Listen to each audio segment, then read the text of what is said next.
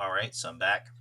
Um, as I said in the previous video, there was a foreign comic edition with Heritage recently. A lot of great books went off. And there was a lot that I was interested in that auction. One of the highlights, and probably one of the biggest books that went, was Amazing Spider-Man number, I think it was 129, maybe 130 or 132. I don't remember the number, but it's the one where Peter marries Gwen Stacy. So it's where the timelines diverge. So at 128, it's either 128 or 129 uh, in Mexico, Spider-Man timeline diverges. So you got the American version, and then you have the Mexican has its own timeline at that point. New characters, new storylines. Gwen Stacy doesn't die, um, and it's highly sought after. They had a 9.0, I think it was, or 8.0 or 9.0. It went for $32,000. Um, I have a reprint of it. I bought a couple years back for like $100. I'm happy with that. $32,000. I'd probably buy a couple different comics, but I mean, whoever owns that, they probably had the highest grade known. I'm pretty sure that was the highest grade at the time. Um, and it's a highly sought after book. Um, with that said, I talked to Sky after the auction, and right before the auction, I've been following Sky for 10 or 15 years. Time flies so much. The first time I came across Sky, there was a post I saw of a Gibby, I think it was a Gibby Globo book where it's Superman and Human Torch, Marvel's Human Torch, on the cover walking together. And I thought it was pretty cool that those characters, were on the cover together. In 19, I think it was like 1941 or 42 that issue came out, I believe. Um, and then I started looking into other books he had, and I saw how there was like differences. There's a World's Finest cover, a classic one, Superman, Batman, and Robin on aircraft carrier cannon sitting on top of each cannon. But in the Brazilian one, they look different. So I don't know which characters they are, but it's basically that cover with some characters on there. I think it is a Superman or maybe Batman and then two other characters in place of Superman and Robin, but they're just basically different clothes. Um, so that got me interested in Brazilian books and other international editions. But you didn't really see them that often, come to market. And they were so rare a lot of times. So, you never saw them. Later on, Sky ended up selling some books through Heritage, and that's where I first acquired my Jaime Cortez book I got a few years back. Um, and while researching that book and a couple other books in the auction to kind of figure out like who Jaime Cortez was, what books he worked on, what was his specialty, just some history on the man himself. I came across a book on Amazon that I got right before I won the auction. That book, and this is Macabras, um, the horror art of comic art of Jaime Cortez, um, and Sky Ott contributed some books and some artwork picks to this book.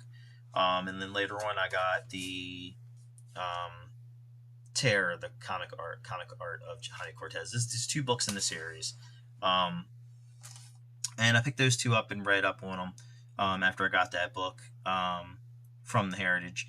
And then I've picked up a couple other, Mexican horrors and some other Jaime Cortez and some Zazo covers as well. There's a few more that I want for both artists. Um, and like I said, this Heritage auction had a lot of really good stuff in it. Talking with Sky, he was kind of giving me like a little history on some of the books if I asked. He was telling me who the artists are, the significance of the artist, significance of the books, um, and kind of give me a little lesson on Brazilian comics, which I was really appreciative of. After the auction, I contacted him, let him know what I won, and we talked some more. And Actually got a tour of his house, some of the artwork he has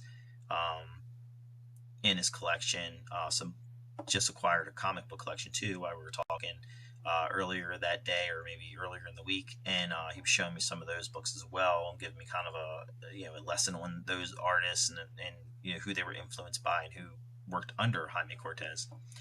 Um, so it was really cool of him to do. I said I've talked to him before, off and on throughout the past decade or so, um, but never as much as I probably have in the last year.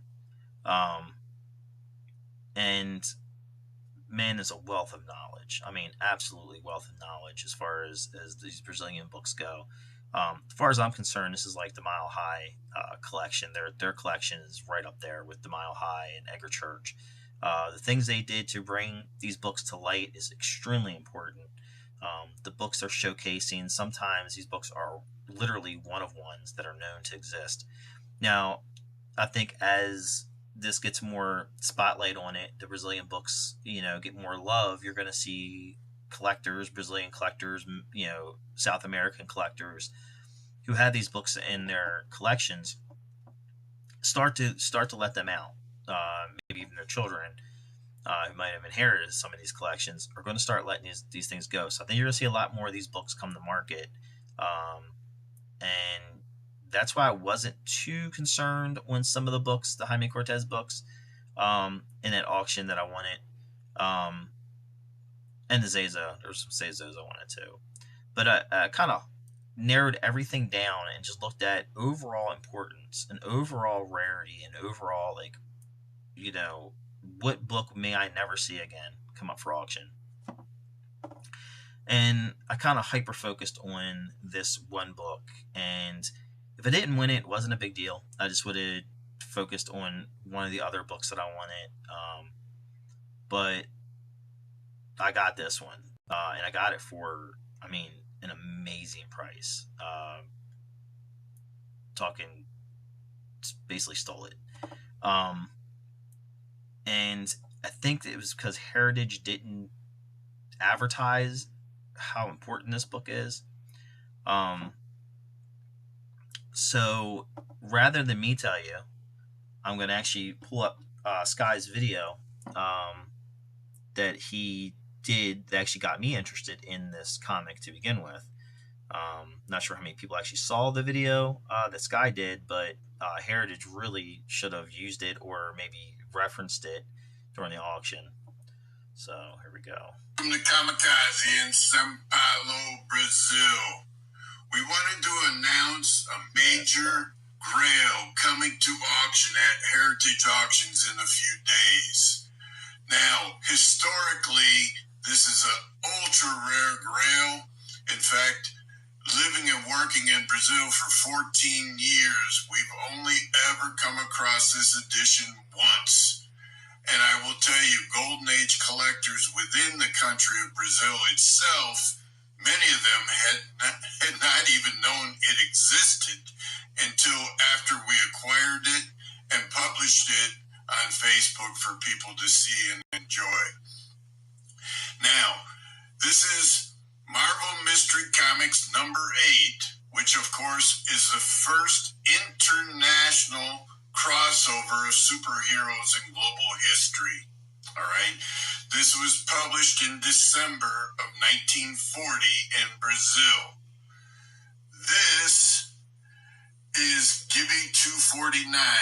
Now, both of these are published by Global, and this was published, as you can see, November 24th, 1940, just a few days before Marvel Mystery Comics number 8 in Brazil was published. This is a historic leader among the earliest international crossovers in global history known to exist, and this teaser was never produced in any other country in the world, including the United States. All right? So needless to say, it makes collecting this timely grail extraordinarily rare opportunity. All right? That would be an understatement. Now, in the description of this video, we'll give you the history in text as well as the link to this historic auction at Heritage Auctions, which is starting in a few days. To those who, hunt daily for ultra rare, international rare editions, this is as rare as they come. All right? So, my friends, keep healthy, keep safe, enjoy your adventures, come back and see us again often. We look forward to seeing you participate in this auction, and good luck to the winning bidder. Enjoy. Take care, my friends. Oh, and welcome to come. All right, so that was from Sky. The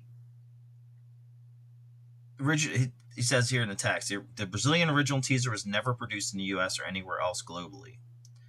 Published in 1940, just a few days before the publishing of Marvel Mystery Comics number 8. This historic edition is extremely rare and near impossible to source.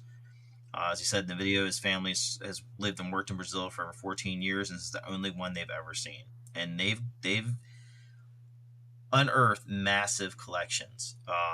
I've watched their videos for, like I said, for over a decade, and there's some amazing finds that they've had.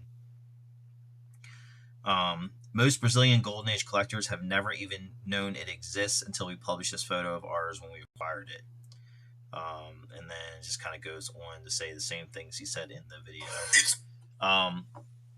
So when I saw that, I kind of had my mind set like that's the book I have to basically try for and get. I said if I didn't get this one, I had probably a dozen other books that I could have went after instead. I got this one, and I was content. And then the next day there was another auction. Weird thing was I won a book. It was live, and I was watching it live. I was bidding on it live. I bid on it. I got outbid on it. I did a cut bid on it, and I was winning.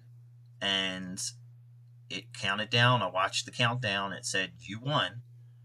And it went on, and there was another book that came up, and I was like, for the price I paid for this one and this, what the hell, I'm going to bid on this other book too. And the other book that I bid on was this, and one was this really beautiful Jaguar cover by Jaime Cortez, which I didn't even know was a Jaime Cortez cover. I had no idea. It wasn't listed as a Jaime Cortez, but again, I talked to Sky, and Sky told me that this is a Jaime Cortez cover.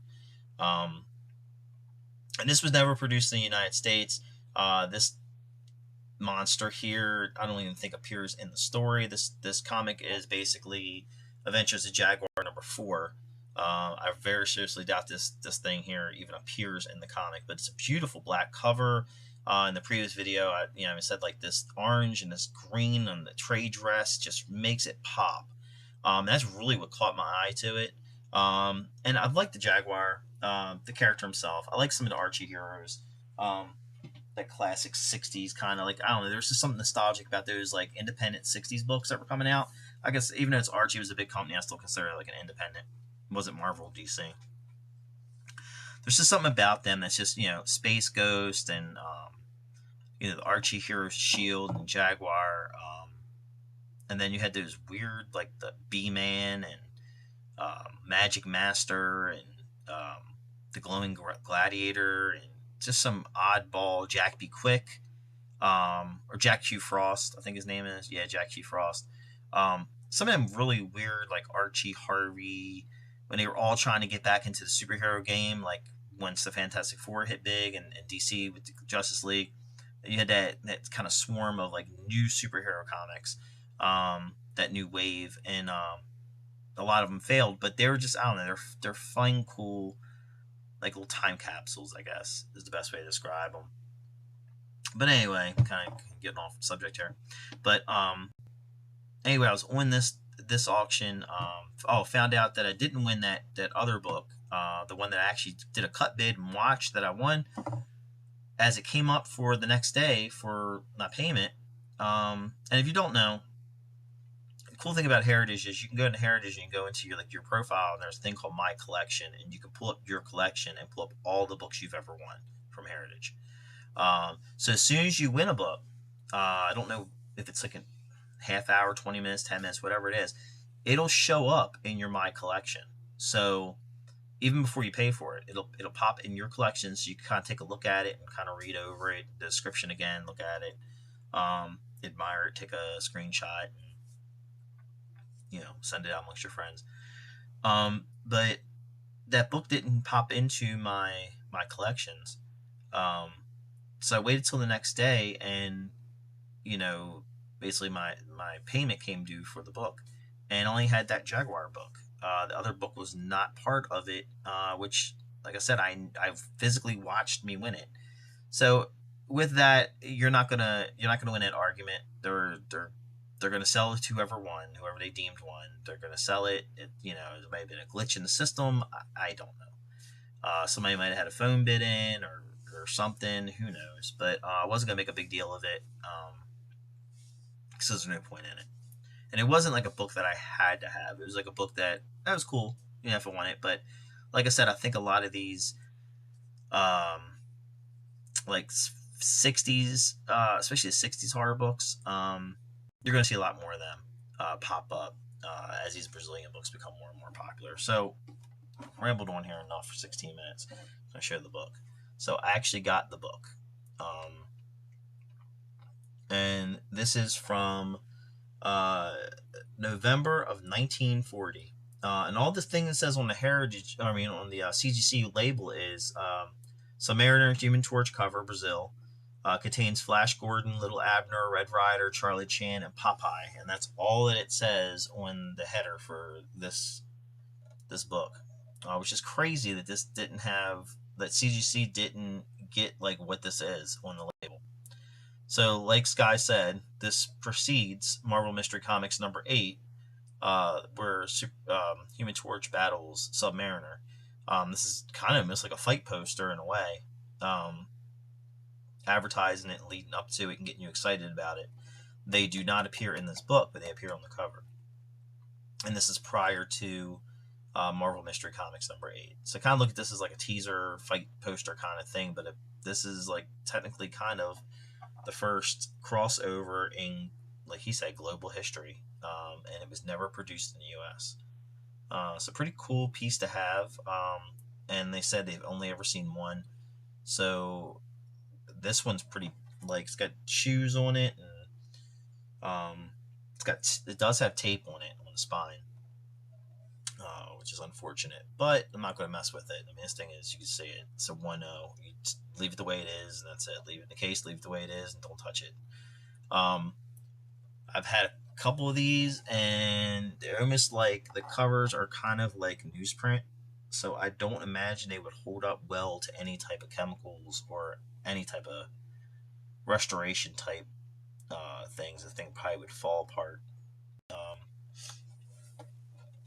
The back cover is some type of animals. I guess it's like a fact on animals, little curious facts or fun facts or something about these animals on the back. But yeah, this thing is really cool to hold in my hands and actually have it in my hands after seeing it on there. And to know that this is probably the only one that's known to exist. And just, I don't know, really cool. Really, really excited to have this historic piece. Like I said, some other books, when I saw this, and there were some high grade 1940s books going off, like these Gibbies. I mean, like 9.0s and 8s, which is insane for something to survive like that from the 1940s in that climate down there. But I basically, like I said, I just got laser focused on this one. And once I won this one, I wasn't even worried about nothing else in the auction. I was just, like I said, the next day I went back on to see what else was going off, and snag something else. I had my eye on that Jaguar and like 2 other books during the auction, but yeah, this was the main one I was going after. And I said, super super rare book, and now I have it in my collection. So Really excited. All right, so that's it. Guys, comment, share, and like. If you have any questions or follow Sky Ott on Facebook. Also, he's on Instagram. It's SkyEott, Sky Ott. And you'll be able to see the videos that he posts. He's got a Flickr, I think it's a Flickr account. You can kind of go in like a cover gallery and just kind of look at all the different Brazilian books he has in his cover gallery. Um, Really, really nice stuff. And like I said, wealth of information, wealth of knowledge. Great guy. Glad to know him, and glad I was able to get that piece. All right. Thanks for watching, and stay tuned because I got stuff coming all the time.